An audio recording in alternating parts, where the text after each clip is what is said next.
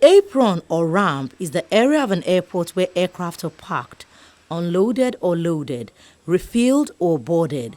They're home to demanding and complex activities that are carried out under severe space and time constraints. This is the apron of the Muritala Mohammed Airport 2 in Lagos. Officials of the airport and the Nigerian Civil Aviation Authority are present as the terminal raises awareness on the safety of the apron. And right where we are now, The aviation regulator says that the airport operator should ensure it carries out visible markings on the apron, removes disused aircraft and overall safety precaution by airline ground staff and others working in critical areas of the terminal, as safety is critical in this sector. First and foremost, for them to be doing this program, I think it's commendable, just to kind of encourage them that safety, it's everybody's business. Whether spillage or FODs, it's everybody's business. They have implemented the safety management system that we recommended, and that system by itself is a self-check. It audits themselves. And yes, their SMS is fairly new, and everything that's happening right now is okay. Because if you want to know if your SMS is working, you see a lot of issues popping up. But the importance of data storage, like you heard me explain to them, is very, very critical. Because SMS does not exist without data. The safety manager of the terminal says their priority is to ensure safety at all times on the apron, with its focus on the development and practice of a robust safety culture across its entire aviation activities. We want to make sure that the terminal is safe. We want to make sure that those who are flying are also safe. They take off from MMA2 and then get to their destination. We want to make sure that those things that are required to be done are done in accordance with statutory requirements and international standards. They have the SOP, which is already a document which is to work, and then also to understand that they are working in a volatile environment. They need to be very, very careful how they work, because their lives also matters, and also understand that they have passengers in the aircraft when the aircraft is airborne. So we tell them the basic thing that they need to know about safety on the apron, the FODs, which the director has spoken about. We also talk them about closeness to the aircraft, especially when the aircraft is the anti-collision item is already activated. So quite a lot of things that we tell them to put in. As the quest to raise the bar of SI safety continues, the authorities here insist that the day-to-day activities, which includes violation of apron safety rules and regulations, oil spillage, working without personal protective equipment, and the use of unserviceable equipment will be brought to a minimal level.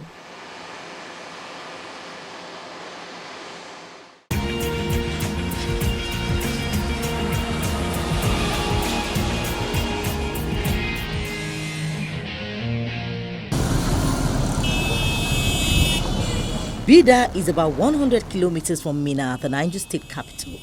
The town makes history as one of the ancient cities in Nigeria.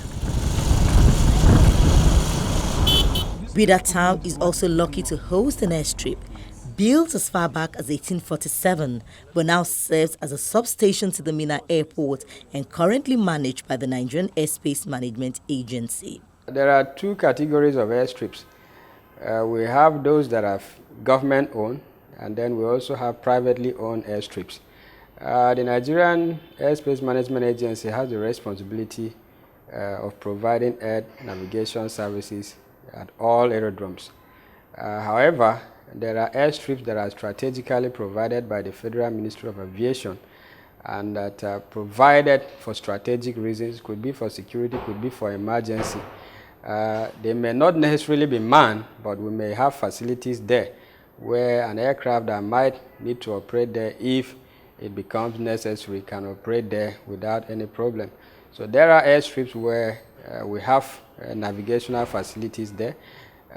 Maybe because of the irregular rate of operation into them, they may not be manned by air traffic controllers, but managed by the agency in terms of navigational facilities and other systems required. While NAMA is active at the Bida aerodrome, there are obsolete structures that show obvious neglect, like this aircraft hangar made of zinc, which grass has taken over.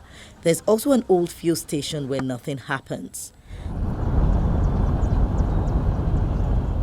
The Bida Aerodrome has a runway of 1.2 kilometers and is made of asphalt. The airstrip receives flights from time to time with the aid of an en route navigational aid station that has a very high frequency omnidirectional radio range with a functional distance measuring equipment in place. If an aerodrome or an airstrip owner wants us to provide air traffic services as well as maintenance of their navigational facilities or communication facilities, we also do that. But the agency, knowing her responsibility in terms of safety, most times the agreement or the MOU signed by these airstrip owners or aerodrome owners, in most cases is for the provision of air traffic services. But you cannot provide air traffic services without the supporting services. So in most cases, the agency, at her own cost, in support of safety, provide other supporting services to ensure that we have a safe, effective and efficient operation in and out of such facilities. So it is not uncommon to find the full complement of a NAMA staffing at such facilities, such as Aeronautical Information Service Officers, air traffic safety engineers, air traffic communicators, or commercial officers of NAMA, or an airspace manager appointed by NAMA to also manage their activities at that airstrip. Authorities around here, however, lament that the airstrip is under the threat of encroachment by locals, a situation made worse by the absence of a perimeter fence around the airstrip, making it easy for trespassers. Many believe that the country has a large number of infrastructure lying fallow and most times neglected, and just a little attention could perhaps make them more economically viable.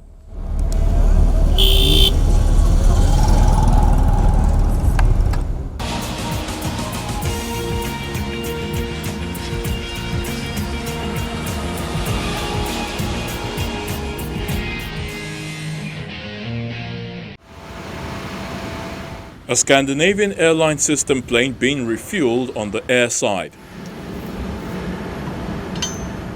Jet fuel suppliers supplying airlines like SAS will from January 2020 have to blend 0.5% of biofuel in their aviation fuel, a policy Oslo hopes will boost supply and demand and lead to lower CO2 emissions. Although aviation biofuel suppliers say it can cut the carbon footprint of airlines by up to 80%, it costs 4 times as much as normal jet fuel. The chief executive of SAS said it was important to ensure the airlines get access to large quantities of sustainable fuels at a reasonable cost level. In general terms, I actually welcome this because we need to find ways to drive further incentives to increase the production of sustainable aviation fuels. And this initiative might be one way to accelerate that, because we as a carrier within SAS, we really want to ensure that we get access to large quantities of sustainable fuels. But it needs to be at a cost level that is comparable to fossil fuels. And the only way to get there is that we get large-scale production going. So if this can help, I'm all for it. Passengers at Oslo Airport also welcome Norway's move. Costs on flight has gone very much down, so it wouldn't be that important to the consumers at my age, used to the old high prices. The Scandinavian airline has set its own goal of powering all its domestic fuels, which account for 17% of its total fuel consumption, with biofuel by 2030. From biofuels to aircraft purchase, this time Emirates has unveiled an $8.8 billion order for 30 Boeing 787-9 Dreamliners at the Dubai Air Show, paving the way for a reduction in orders for the delayed 777X airliner.